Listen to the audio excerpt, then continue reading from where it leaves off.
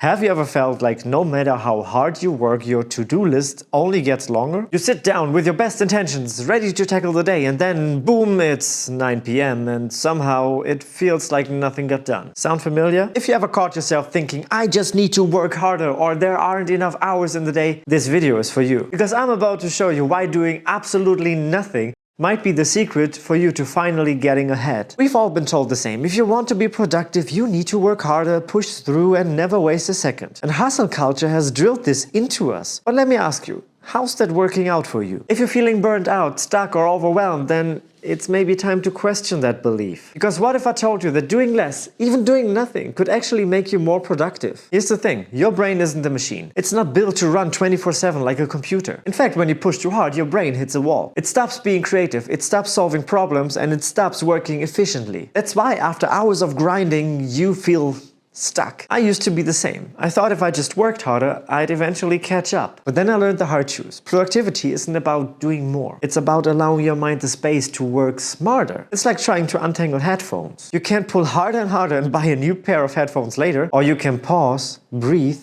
and let them come undone naturally. Here's where most people get stuck. You hit a wall, and instead of taking a step back, you tell yourself, I just need to push harder. This needs to get done now. No rest until this is finished. So you stay up late, drink another coffee, and keep grinding. But the harder you push, the more frustrated you feel. The truth is, I was stuck in that same cycle most of us live in every day. When your brain is overloaded, it's like a machine overheating. It stops working efficiently. And you're not lazy, and it's not about discipline. It's about how your brain works under pressure. Dum dum dum dum dum dum. And the harder I tried, the worse it got. It was like driving a car with a handbrake on. The more I forced myself to think and work harder, the more friction I put on my system and damaging it. What I didn't realize back then was that my brain wasn't the problem, my approach was. Even the greatest breakthroughs in history didn't come from grinding at desks. They came from moments of rest, relaxation, and even boredom. Take Archimedes, for example. He was stuck trying to figure out something very mathy. And after days of frustration, he stepped into a bath to relax. When the water rose, he got in and it hit him. The volume of the water displaced equals the volume of the object. That's when he invented running naked around the street and shouting Eureka. Or take August Kekulé, who discovered the structure of benzene when he was dreaming of a snake eating its own tail. This isn't just coincidence. Your brain solves problems best when it's not forced. When you stop pushing, you activate the default mode network, the part responsible for problem solving and creativity. And that's the magic of boredom. So what if you didn't have to feel stuck anymore? What if instead of fighting through every task, you could naturally tap into the part of your mind that helps you solve every problem? Think creatively and focus on what really matters. Here's the thing. The secret to being truly productive isn't about doing more. It's about doing the right things at the right time with the right energy. And how do you get there? Lowering resistance. Resistance shows up in so many ways.